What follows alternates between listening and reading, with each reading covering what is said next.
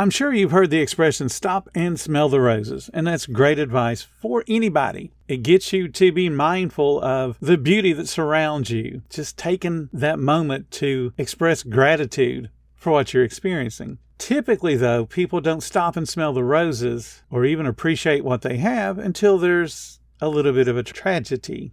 In the last 3 weeks, I have talked to 4 different people, all of which have had a little minor health setback, major health setback, or a tragedy.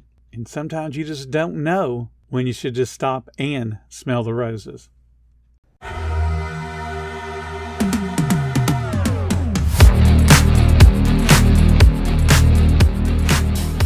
Welcome to the 10-Minute Food Truck Training Podcast. My name is Bill Moore. I am a food truck business coach, author of 5 food truck vending books, including Food Truck 101 and Food Truck 201. This podcast is all about helping you start and grow your food truck business.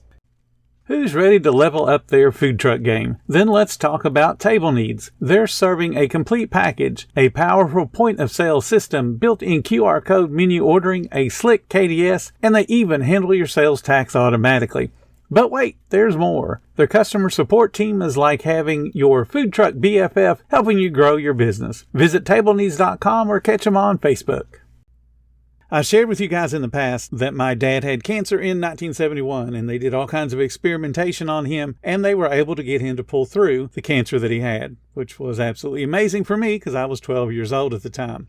So cancer has always been a fairly big part of my life's memories. Dad had cancer again in 84, 85, and he actually passed away from that one. My mom had liver cancer at one point, and several other folks in my life have had cancer. Well, as I said at the opening of this podcast, in the last 3 weeks, I've talked to 3 different people that all have had cancer touch their lives. One of the people just called me up. I'd worked with him a couple years ago and we stayed in touch. Very, very good guy.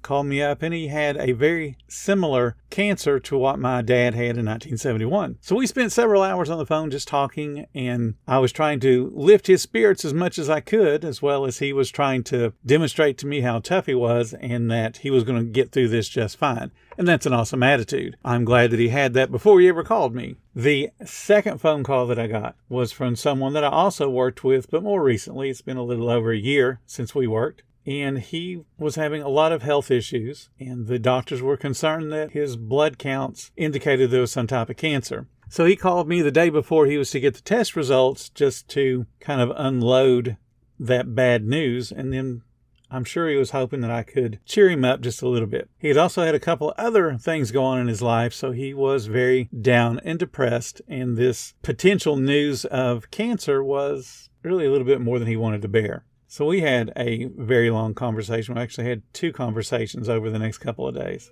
The third person that was touched by tragedy or potential tragedy was one of my oldest friends. She and I have stayed in touch over the last 40-some years. Back when we were much, much younger, I got to know her family, her brothers and her sisters, and her mom and her dad. And she also got to know my family. She graduated high school with my sister, and she got to meet my mom and dad because they came into the restaurant that we both worked at very frequently. So she and I stayed in touch. I typically message her or talk to her once every 3 or 4 months just to check on her, see how she's doing. She's been in kind of failing health over the last few years, but she always seems to pull through. She is one very stubborn young lady. So when I spoke to her a couple nights ago, she was saying that her brother has been diagnosed with cancer, and it was to the point where they have called the family in, and he's not doing real well. So her conversation with me was, we reminisced a little bit about the restaurant that we both worked at. She even talked about going to that restaurant and taking a picture in front of it and sending it to me, because that's where we both met a long, long time ago. And then we talked about her brother and her family, and how her mom and her dad and her siblings had all passed away from cancer, and all really at too young of an age. Then last night, Melissa gets a phone call, and it is her dad, and tragedy struck again. This time it was Melissa's, I got to think about how the family's organized here for a second. Melissa's dad remarried after Melissa moved out. So Melissa has a stepmom. That particular stepmom has 3 children, which I guess that would make them step siblings to Melissa. One of those siblings had children. Actually, they've all had children, but one of them had a child that was one day younger than Melissa's last daughter. And they kind of grew up together, at least for the first 11 or 12 years. And then the family moved out of town, so they didn't see each other as frequently.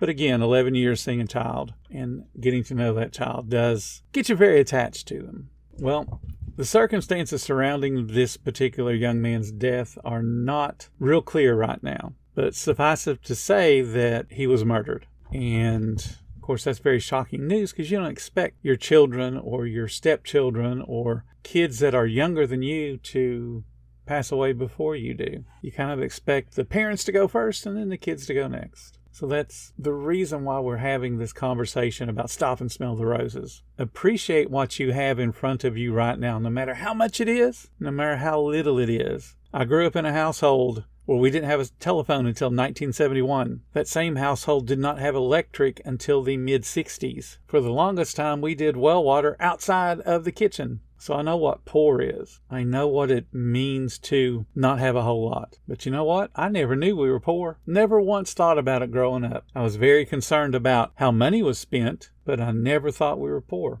I always appreciated everything that we had. I was super excited for anything that we got. So I realize I'm probably rambling more than I normally do, and I do apologize for that. But I really want to leave you guys with some tips so that you can enjoy what life you have no matter where it's at. Whether you're just starting a food truck, whether you've had one for 20 years, or where you're just dreaming about one and don't even know if you can make enough money to get a hot dog cart or a tent. I want you to stop and be mindful of the present you have right now. Whatever's happening in your life right now today, you still have a lot more going for you than certainly the folks I just mentioned. Because cancer is no joke. You might survive, you might not. But your life is forever changed because of it. I'll give you an example. My dad, when he had cancer in 1971, I told you they did all kind of experimentation on him to get him to pull through, which they did. But the consequences of that pulling through destroyed his pancreas. So a nice, healthy man in his 40s now suddenly is on insulin, and really a bunch of insulin for the rest of his life because they destroyed his pancreas through the radiation. So you're looking at, well, we traded off. We got to live a few more years, but those years were changed. Stop and smell the roses. Slow down. Be mindful of your surroundings. Savor the moment. You're super busy. The line is 60 people deep and you're freaking out because you think you're going to run out of food. Savor that moment. Learn from it so you don't run out of food again, but savor it because you got to live it. You open up and it's dead. You see a tumbleweed roll by. Savor that moment because you're alive. There's a whole bunch of people that would love to trade with you, even to have a business that's dead. For the moment, they would love to be in your shoes. You got people that love you. You got people surrounding you that care about you. Be mindful of the moment that you're in. Appreciate the beauty, and you can see beauty everywhere. It doesn't have to be the perfect 10 like Bo Derek. I'm showing off my age. Beauty is everywhere, and it's all relative to the observer. Whatever you think is beautiful, it is, because it only has to be beautiful to you. It only has to be meaningful to you. A sunset, a sunrise, the smell of rain on a spring day or a warm summer's day, the smell of cut grass. All of those little things that take you back to a time when it was simpler. Enjoy those, that you have memories like that. I still, to this day, love drinking out of an aluminum ladle. And you know why I love drinking out of that aluminum ladle? It's because we had that hanging up in the well. Once we moved the well from outside to inside, and we got a well pump. So when we turned on the water faucet, we got water running out. The well pump would make all kind of racket to build up that pressure to get the water to come out. But we would ladle it into an aluminum ladle. Has a distinctive taste. I love that taste. What little unique thing in your life do you love that takes you back to being a kid or a time in your life when you were super happy? When you're mindful of your present and you appreciate things, you're actually reducing stress, which is going to help you live longer. It's a form of self-care if you want to get into the touchy-feely kind of things. Your life should not be running at 100,000 miles a minute. Certainly when you're in service, you want to go as fast as you possibly can, but that should not cause you to be stressed. Hustling and being stressed are two different things. Don't let yourself get stressed out. You ran out of food. Big deal. Bring more tomorrow. Learn from your mistake. And yes, it's a mistake. Every time you run out of food and you have to tell someone you ran out of food, you have taught them you are unreliable. There is no other way to say that. And I have proof. There's a restaurant just down the road from us that has not figured out how to handle their cooking. They sit empty when a restaurant that is less than a half a mile for them sits packed, overflowing packed. They sell nearly the same food. So it's not the food. Problem is the service and the lack of consistency.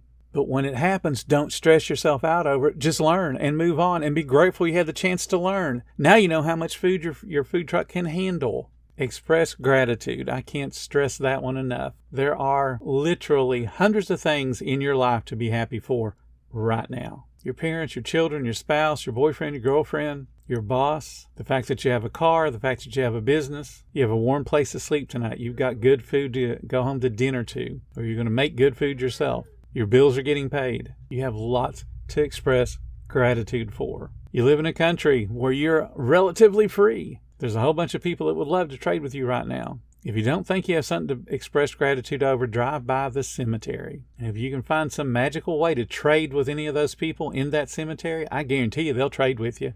No matter what's going on in your life right now, they will be excited to trade with you. Give them one more breath of fresh air. They would gladly take on what you consider overwhelming responsibilities just so they could continue to live. You have plenty to be grateful for. Be grateful.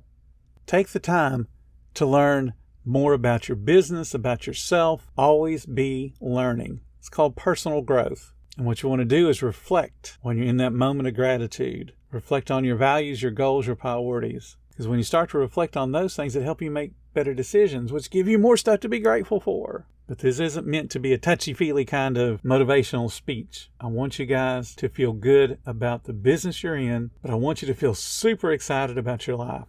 You only get one. Make the most of it. Thank you so much for listening to the 10-Minute Food Truck Training Podcast. If you're finding all the information helpful to your food truck business, please become a monthly supporter of the podcast. Just hit the support button or follow the link in the description. Every little bit does help keep us going. Join our Facebook group. It's called Food Truck Training. We have a whole bunch of awesome members at all different levels, from brand new beginners to decades-old veterans. They've all got your back when it comes to helping you with your food truck. And again, thank you for listening. Come back tomorrow because you know I got plenty more to say when it comes to helping you and your food truck business grow.